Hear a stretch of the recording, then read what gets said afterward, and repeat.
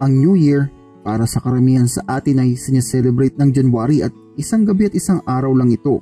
Ibig kong sabihin, ang New Year sineselebrate ng karamihan sa atin December 31st hanggang pumatak ang January 1st. Matapos ang ilang oras, mag-move on na tayo. Pero iba ang traditional Chinese New Year. Sa katunayan, sineselebrate ito ng 2 linggo. Noong unang panahon ng holiday ay mayroong malapit na koneksyon sa mga Buddhist, Taoist at iba pang mga religious practices. Pero habang tumatagal ang panahon, nawawala na ang religious theme nito. Well, may mga iba pa rin na nagdadasal. Ang iba bumabase pa rin sa lumang tradisyon. Habang ang makabagong henerasyon naman, nanonood na sa kanilang mga telebisyon. Ang selebrasyong ito ay nagsimula noong 14th century BC at konektado sa Chinese agricultural cycle. Ang mga sinaunang magsasakang Chinese ay nagsisimulang magtanim kapag tumutungtong na ang Chinese New Year. Ang huling araw naman ng taon ng pangongolekta ng mga landlord. Bago pa maimbentong paputok, ang mga sinaunang Chinese ay nagpapaputok sa pamamagitan ng buho o kawayan, kung saan magsisiga ang mga ito at itatapon ng mga buho o kawayan sa apoy. Para sa mga hindi pa nakaka-experience ito, ang mga punong kahoy ay kagawa ng tunog na parabang pumuputok, although hindi ito ganun kalakas.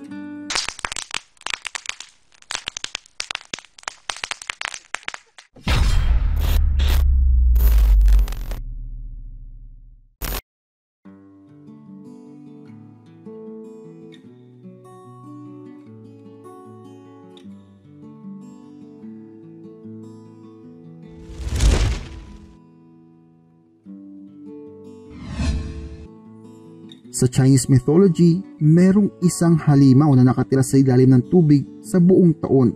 Ito ay si Nian. Sa loob ng isang taon, nasa ilalim lang ito ng tubig. Subalit, kapag tumating ang New Year o Spring Festival, si Nian ay aakyat sa lupa at kakainin ng mga alagang hayop, pananim at kahit ng mga tao. Paborito rin ito mga bata. Dahil dito, ang mga tao ay natakot kay Nian at nakatira sa mga kabundukan malayo sa dagat dahil sa takot ng mga ito. Isang gabi ng Spring Festival, lahat ng mga tao ay naghahanda na para umalis dahil nga sa lalabas na naman si Nian. Isang matandang pulubi ang pumunta sa lugar at nanghingi ng tulong para matulugan. Subalit, walang tumulong sa kanya. Puwera na lang sa isang matandang babae. Binigyan siya nito ng pagkain at sinabing lumayo kay Nian. Ngumiti lang ang matandang pulubi at sinabing pag siya ay pinahintulutang matulog sa bahay ng isang gabi, papaalisin niya si Nian. Nagtaka ang babae at kinumbinsi pa rin itong pumunta sa kabundukan kasama nila. Ngumiti lang ang matandang pulubi at ang matandang babae naman ay tumakbo na para pumunta sa kabundukan. Ang paligid ay naging ghost town. Ang natira lang ay ang matandang pulubi. Noong pumatak na ang hating gabi, si Nian agad na umakyat mula sa tubig at pumunta sa bayan. Subalit, napahinto ito nang makita niyang pulang papel na nakadikit sa pintuan at lahat ng kandila ay nakasindi sa bahay habang ang matandang pulubi naman ay nakasuot ng pula at tumatawa sa kanya. Si Nian ay agad na lumayo at ang narinig na lang nito ay ang mga putukan. Kinaumagahan, ang mga tao ay nagsibalikan at nagkulat sila dahil walang nawasak. Sinabi ng matandang babae ang patungkol sa pulubi. Dito nalaman nila na si Nian ay takot sa kulay pula, paputok at liwanag. May mga ibang kwento naman na nagsasabing hinimok ng pulubi ang mga taong bayan na mag-ingay gamit ang mga drums, gongs at pagsunog ng mga kawayan at buho. Noong sumugod na si Nian, natakot ito sa ingay at nagtatakbo hanggang mapagod ito. Dito, pinatay ng mga taong bayan si Nian noong hindi na ito makakilos. Alam niyo mga boss, may katulad ito sa ating mythology. Ang Bakunawa. Ang Bakunawa ay isa ring sea monster na takot din sa ingay. Pero itong sea monster natin ay lumalabas para kainin ang buwan. Malaking-malaki ang similarities ng kwento ni Nian sa ating Bakunawa. Malamang ito ay isang version ng isa sa kanila. Sino man ang nauna sa kanila, yun ay hindi ko masasagot dahil ang dalawang kwento ay mythological lamang.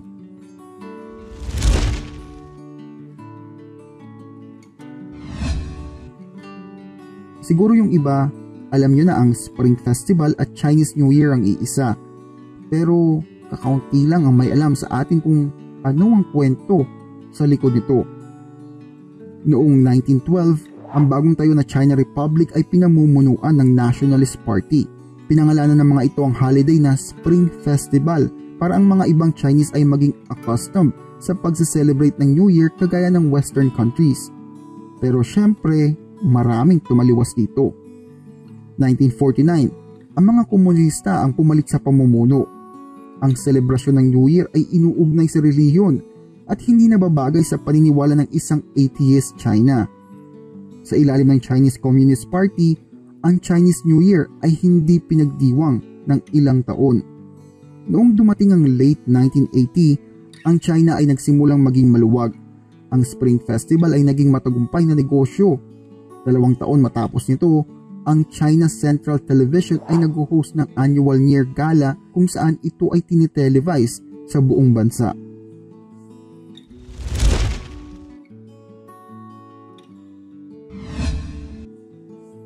Of course, pag sinabing Chinese New Year, hindi mawawala ang Chinese Zodiacs. Pero mga boss, kung inaakala nyong magdidiscuss ako patungkol sa mga swerte at malas, nagkakamali po kayo. Wala po dito sa video na to ang ganong impormasyon. Ang Chinese Zodiac ay isang sistema kung saan kinagamit ito para ma-identify ang taon ng kanilang kapanganakan. Magkaiba ang Zodiac ng Western at Chinese. Ang Western Zodiacs katulad ng Capricorn, Sagittarius, Pisces at iba pa ay tumutugma sa buwan ng kapanganakan. Habang ang Chinese Zodiac naman katulad ng Ox, Monkey, Dragon at iba pa ay tumutugma sa taon ng kapanganakan. So in a sense, meron tayong month and year zodiac signs. Bakit nga ba 12 ang zodiac signs? We know sa Western it corresponds sa months, which is 12, kaya sakto. Pero sa Chinese zodiac parang hindi yata pwede ang 12 sa years, hindi ba? Well mga boss, let me answer my own question. Ayon sa pag-aaral ng mga eksperto, ang number ng hayop ay base sa pagkakalkula sa astronomical calendar. Dito, binibilang nila kung ilang beses nagkakaroon ng full moon sa isang taon at naniniwala din sila na ang number 12 ay number to communicate God's will. Hence, meron tayong 12 hayop sa Chinese Zodiac. Ang Chinese Zodiac ay unang lumitaw noong 5th century BC sa tinatawag na Zhangguo period. Walang nakakaalam kung kailan ito nagsimula pero ang mga ito ay in-identify noong Han Dynasty 206 BC hanggang 980. Noong Zhou Dynasty naman, popular ang paggamit ng zodiac bilang identifikasyon kung kailan ang taon ng kapanganakan na hanggang sa ngayon ay ginagamit pa rin natin.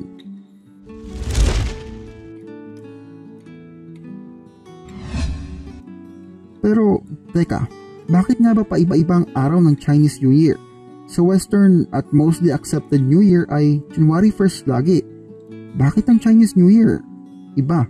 Well mga boss, remember na discuss ko ang calendar origins, ang lunar at solar calendar. Na ang solar calendar ay ang rotation ng ating mundo sa araw, habang ang lunar naman ang rotation ng buwan sa ating mundo. Ang Chinese calendar ay gumagamit ng tinatawag na lunisolar calendar. Bulalord, anong ibig mo sabihin sa lunisolar calendar? Well, as the word says, luni comes from lunar, and solar, self-explanatory na yan. In short, pinagsamang solar at lunar. Para maging klaro the third, ang Chinese calendar ay mainly lunar calendar, subalit bumabase rin sila sa solar year. May dalawang klase ng lunisolar. Ang una ay bumabase sa tropical year kung saan ito ay tumitingin sa mga seasons. Ang isa naman ay ang sidereal year, at ito ay bumabase sa constellation ng full moon. Ayan mga boss ha, malinaw na tayo sa lunisolar calendar. Pero, Bulalord, hindi ba ang lunar calendar ay kulang ng araw at magiging kulang sa buwan hanggang aabot ang taon? Well, that's true. Pero, merong workaround dyan mga boss. Hindi ba sa atin meron tayong tinatawag na leap year? Ang leap year ay nangyari para umakma ang mga seasons. Ganun din ang lunisolar calendar. Subalit, ang mga ito ay hindi lang isang araw. Kasi ang isang taon ng Chinese calendar ay mayroon lamang 354 days compared sa widely used Gregorian calendar na 365 days. 11 days ang difference nila, hindi ba? Para umakma ang Chinese calendar sa Gregorian calendar, ang mga ito ay nagdadagdag ng leap month. Yes boss, isang buwan na additional. Nilalagay nila ito every 3 years para umakma din sa mga seasons. Kagaya nga ng sinabi ko kanina, ang Chinese calendar ay lunisolar at sila ay bumabase sa tropical year. Kaya kung mapapansin ninyo, ang Chinese New Year ay tuwing late January or first 3 weeks ng February. Bakit nga ba? Ang Chinese calendar ay bumabase sa seasons. Binabase nila ito sa winter solstice at ang winter solstice naman ay pumapatak ng 11th month sa Chinese calendar. Ang Chinese New Year usually nangyayari second new moon matapos ang winter solstice. So kung titingnan natin ang calendar, i-google natin ang new moon 2019. Makikita natin ang dalawang new moon. Makikita natin ang pangalawang new moon ay February 4th. Pero Bulurod, February 5th ang Chinese New Year, hindi February 4th. Get your facts straight. Easy mga boss. Remember, hindi lahat tayo pare-parehas ng oras. Usually, ang ginagamit sa time zones ay UTC, which is -0. Ang oras natin ay GMT plus 8. Well, para mas madali, punta tayo sa World Time Body, February 5th sa atin. Titingnan natin ang nasa baba ng UTC, 4 PM ayon sa image. So kung mapapansin nyo, technically, it is still February 4th, 4 PM, base sa pinakitang image. Ayan mga boss ha, sana malinaw tayo sa time zones.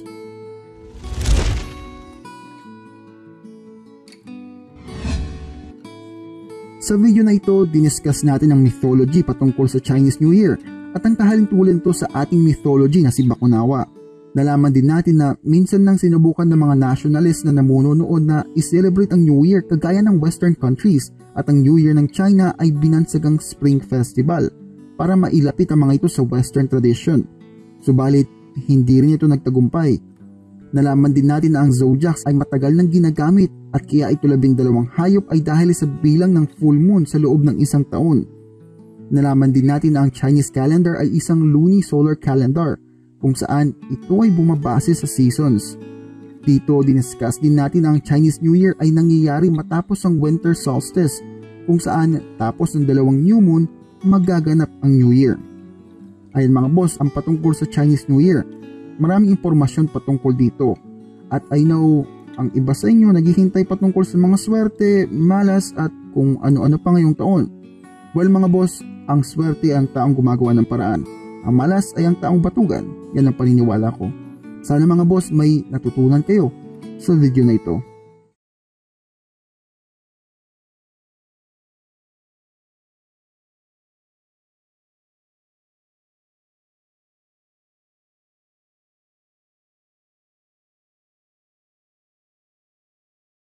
Kung gusto niyo pong i-download at i-share ang video at i-post sa Facebook, please do so. Pero I would suggest po sana na have them check the channel out o i-link niyo pong YouTube channel na to. Kung meron naman pong questions, wrong information sa video, comment it out mga boss and I will compile and pin it. Hindi naman po kasi ako perfecto, so meron at meron time na magkakamali talaga ako. Sa mga may gustong i-topic, please see the request form po na nasa description. Minsan kasi, nawawala na sa kawalan ng mga request kapag nasa comment section lang. Kaya naglagay po ako ng request form para mas malinis ang mga requested topics. Again, maraming salamat mga boss.